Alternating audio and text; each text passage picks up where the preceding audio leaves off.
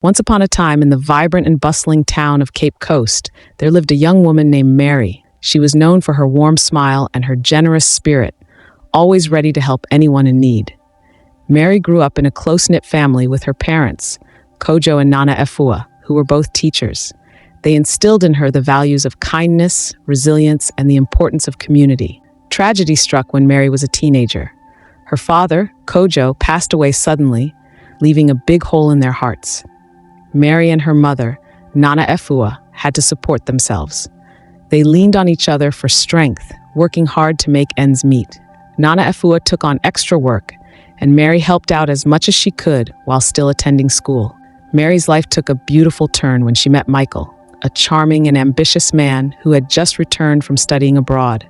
Michael had grown up in the neighboring village of Elmina, raised by his loving parents, Kofi and Akosua. His father, Kofi, was a respected cocoa farmer, while his mother, Akosua, was a skilled weaver. Akosua and Kofi really adored their son, so they made sure to provide him with all his needs. Michael's return to Ghana was met with excitement, and he quickly became a respected figure in Elmina. Having studied abroad, he used his knowledge to open a small business that sold imported goods. When he met Mary, their love blossomed under the warm Ghanaian sun, and soon they were married in a grand ceremony filled with traditional music, dance, and the blessings of their families. The couple eagerly awaited the arrival of their first child, and their joy knew no bounds when Mary discovered she was pregnant. As the months passed, the town buzzed with excitement, and everyone prepared to welcome the new addition to their community. One sunny morning, Mary went into labor. The entire town gathered outside the hospital, offering prayers and support. The local midwife, Auntie Ya, was there to assist in the delivery. After hours of labor, Mary gave birth to not one but two beautiful babies. The town erupted in cheers, but when Auntie Ya held the twins up for everyone to see, a hush fell over the crowd. The twins were born with white skin. Michael's face clouded with confusion and anger. "How can this be?" he whispered, his voice trembling. His mind raced with questions. How could Mary, his loving wife, have given birth to white babies when they were both black?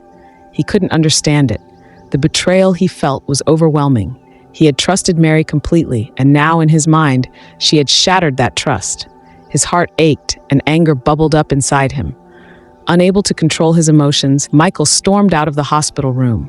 His hands shook as he unlocked his car and drove to the house. He started throwing Mary's bags into the back seat. Each thud of a bag hitting the car floor echoed his hurt and anger. He drove back to the hospital entrance, his mind a whirlwind of pain and betrayal. Once there, he began unloading the bags again, dumping them at the gate, unable to think clearly. The hospital staff, not occupied with their duties, gathered to witness the commotion. Michael's anger was palpable, and they could see he was struggling to keep it together. Security officials approached him gently, asking him to stop, but he acted as if they were invisible. They tried to talk to him, to calm him down, but he wouldn't listen. His anger had taken over, and he couldn't see reason. When they finally had to restrain him, he swung wildly, landing a punch on one of them before they brought him to the ground. As they held him down, he yelled about the betrayal, the babies, and his broken heart. The security team managed to calm him down enough to bring him inside the hospital, away from the crowd. After being subdued, Michael told them a shocking story. He claimed his wife Mary had cheated on him and tried to pin another man's pregnancy on him. Both were black, so it made no sense for her to give birth to white twins. He screamed that he was done with the marriage. The bags belonged to Mary, and since he couldn't take them all into the hospital, she would have to pick them up herself. He didn't care that she had just given birth. All he knew was that she had hurt him deeply. When the security men released him, Michael made his way to Mary's ward. Mary was still sore from childbirth and couldn't move freely. The newborn infants were crying around her, and she looked at them without feeling. Michael told her never to return to his house and to go back to the white man she had an affair with, to have him raise the twins. Mary stared at him in disbelief. She couldn't believe he was kicking her out. She knew giving birth to two white babies was mysterious, since they were a black couple. Earlier, Michael had been in the delivery room, but stormed out the minute the babies were born, and he saw they were white. Mary had assumed they would talk things out when he returned, but she had no idea he had only gone to get her stuff. She begged him not to leave her like that, as she had nowhere to go. As a nursing mother, caring for all the kids without his support would be emotionally and physically exhausting. But Michael yelled at her to keep quiet. She and the kids could rot in hell for all he cared. Michael cast one last devilish glance at Mary before storming out of her hospital room. That day, she could barely think straight. She called Michael numerous times, but he refused to pick up. She sent him texts, but they all went unanswered. It was as if he had completely blocked her out of his life. And since she was stuck at the hospital, there was little she could do. Feeding her babies and taking care of them were the only things that took her mind off her troubles. However, when she looked at them and saw their white skin, she began to wonder again just what had happened. Her marriage was in shambles because of the color of her baby's skin. She knew that unless she solved the mystery, things would only get worse. Having no other choice, she called her mother, Nana Efua, for help. And as expected, the elderly woman came running. Nana Efua couldn't understand how such a joyous moment could turn into something that could destroy a marriage. However, she decided not to ask questions because she knew Mary was going through a lot. The first order of business was to make sure all of Mary's belongings were properly taken care of. She loaded them into her vehicle and drove them to her own house. Later, she returned to the hospital to assist Mary. Having one child was stressful enough, but having two was overwhelming. Nana Efua knew Mary had her hands full, and with all the issues with Michael, Mary was not in the right frame of mind to deal with things on her own. So she chose to be there for her. She made sure Mary had her meals at the right times and breastfed the babies when they were hungry. When Mary felt tired and went to sleep, Nana Efua made sure the twins were either sleeping or not making noise. Those first hellish days were still difficult for Mary to bear. Losing Michael was hard because she cried all the time. Having a baby was supposed to be one of the best things for a couple, but she didn't understand why, when it was her turn, it ended up destroying her marriage. She couldn't think straight. She couldn't even breastfeed the twins properly because her mental health was in shambles. She was so down that it began to affect her health. That night, she came down with a severe fever. Thankfully, the doctor worked on her immediately, and by the next morning, she was fit as a fiddle again. Despite what Michael did, she still believed she could win his heart. She was sure that once she figured out the truth, he would come back to her.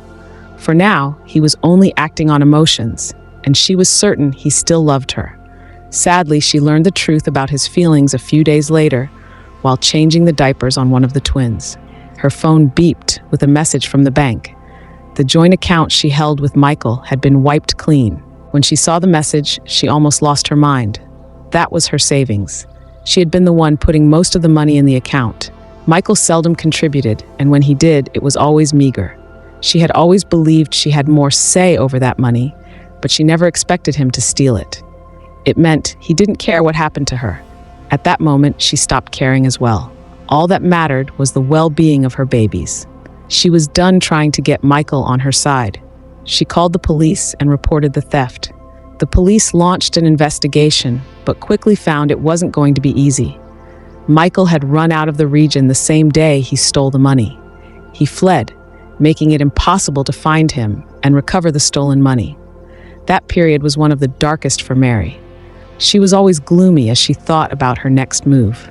No matter how long and hard she thought, no solutions seemed to emerge. It was hard to believe her life, which had been perfect just a week ago, had turned upside down. She just didn't know how to move on. Meanwhile, the community reacted harshly to Mary's situation. Gossip spread like wildfire, and many people believed she had an affair with a white man. They whispered behind her back, shunned her, and some even refused to speak to her. Mary felt isolated and judged. She overheard hurtful comments such as, "Look at her, pretending to be innocent. We all know what she did," and her poor husband having to deal with such betrayal. Despite the community's harsh judgment, Mary held her head high, determined to prove her innocence and protect her children. Thankfully, her mother came to the rescue. Nana Efua picked her up at the hospital. By then, Mary had fully healed and was ready to leave. Nana Efua cleared all outstanding debts, and together they all moved to Nana Efua's house at Cape Coast. Everything that happened was a major setback for Mary, but she refused to let it weigh her down. She was determined to provide a good life for her children and her mother, so she began looking for work almost immediately. Luckily, she soon got a job as a receptionist at a local community center. While it didn't pay impressively, it was enough to get started. Mary worked hard, and when the twins were old enough to attend school, she began working double and triple shifts so money wouldn't be a problem. She took on various jobs, from cleaning offices in the early mornings to waiting tables at night. Exhaustion became a constant companion, but Mary never complained. She was determined to give her children a stable and happy life, no matter the cost. Despite her hectic schedule, Mary always found time for John and Erica. She helped them with their homework, attended their school events, and made sure they knew they were loved. They found a balance in their lives and made it work. But like all good things, it couldn't last forever. When the twins were 5, a series of encounters turned their lives upside down. Strange and creepy notes started turning up in the house, always with the same undertone. The notes accused her of cheating and promised to make her suffer. Many times, the notes gave graphic descriptions of how she would pay.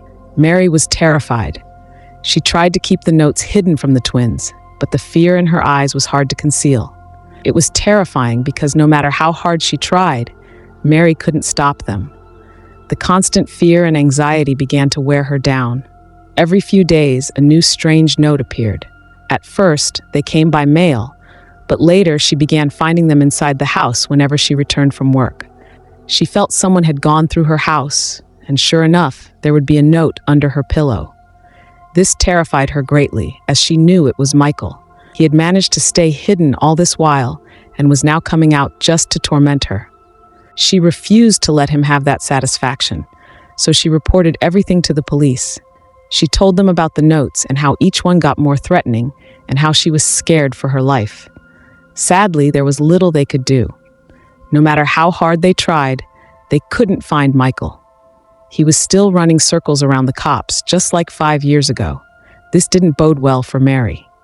She changed all the locks on her mother's house and installed alarms to ensure any break-in attempt would immediately alert the cops and neighbors.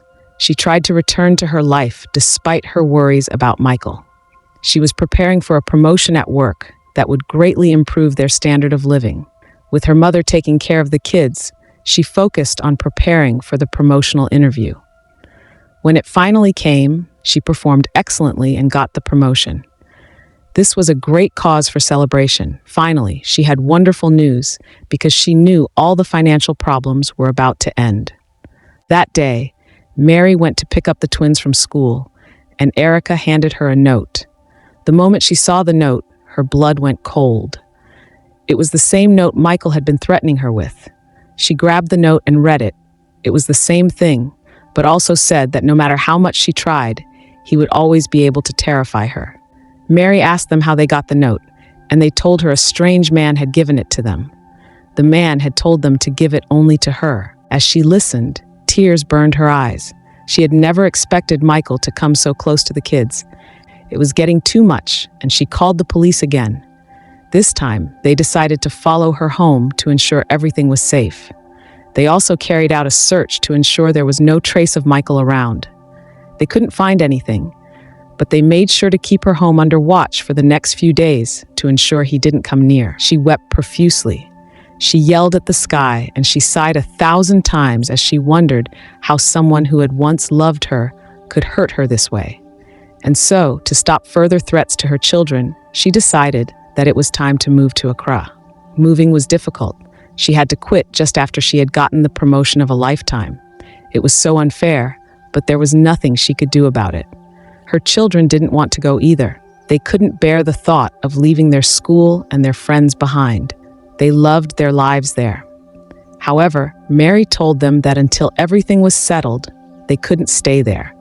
Their lives and well-being were more important to her.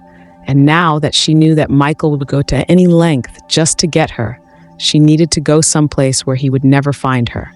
And eventually, they moved to the bustling city of Accra. They managed to start up their lives there, along with Nana Efua. She enrolled the twins in a new school and managed to get a decent job that suited their needs. Slowly, they made the city their home. and soon everything about Michael and his nasty messages became a thing of the past. All she wanted now was just to move on with her life, and that's what they did. When the kids turned 10, Mary decided to throw them a party.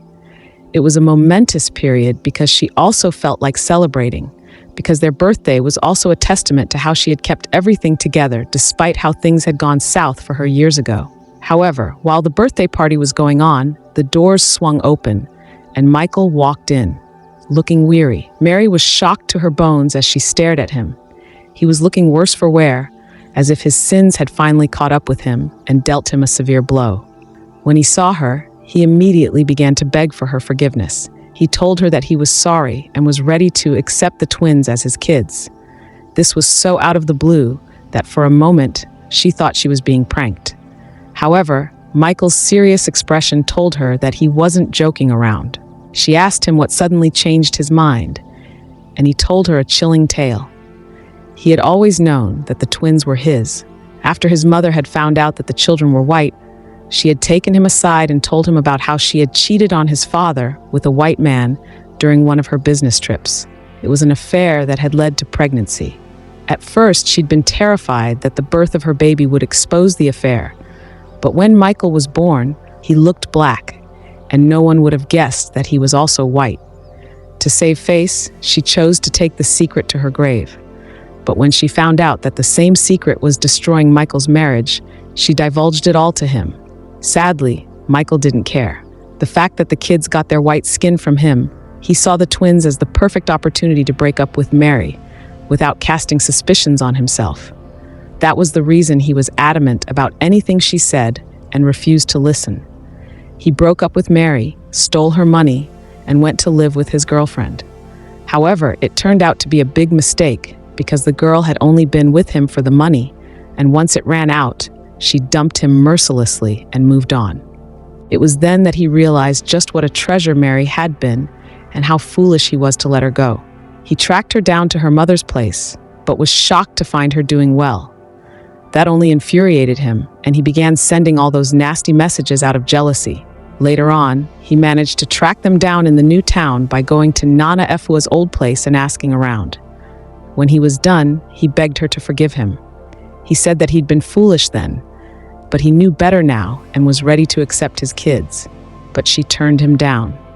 He confessed to her that he'd fallen out of love with her and had been seeing a girl he met at his shop. Mary reminded him of how he had kicked her out when she was still nursing the twins. She told him about how he refused to give her a chance when she begged for it, and she told him about how he terrified her with his notes that then forced her to move.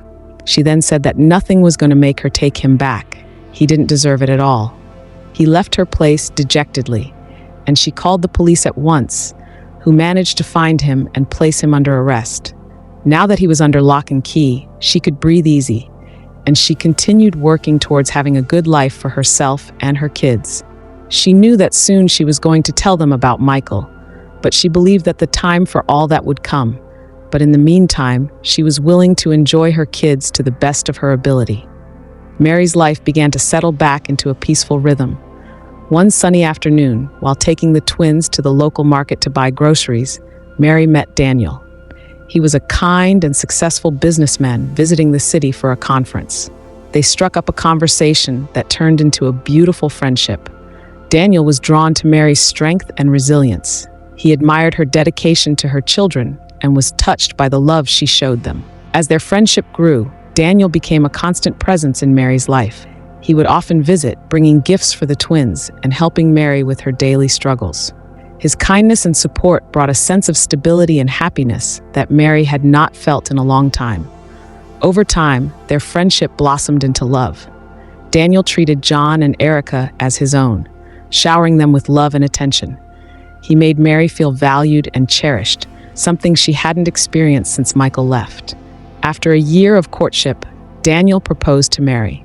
They were married in a joyous ceremony filled with music, dance, and the blessings of their families and friends. The wedding was a beautiful celebration of love and new beginnings. Mary wore a stunning kente cloth dress, and the twins looked adorable in their matching outfits. With Daniel by her side, Mary found a new sense of hope and happiness. He provided not only financial stability, but also emotional support and love. The twins thrived under his care, and their little family was finally complete. Daniel's love for Mary and the twins was unwavering, and he made sure they knew how much they meant to him every day. Their love story brought hope and happiness back into Mary's life. Together, they had a daughter named Afia, who brought even more joy to their blended family. They built a life filled with love, laughter, and the values that Mary's parents had instilled in her. Mary's journey had been filled with trials and tribulations, but she emerged stronger and more resilient. She found love and happiness again with Daniel, and together they created a beautiful family. The community that once judged her came to respect and admire her strength and perseverance. And so, Mary, Daniel, John, Erica, and little Afia lived happily ever after, a testament to the power of love, resilience, and the importance of family. Thanks for watching. Please subscribe to this channel and like the video. I'll see you in our next story.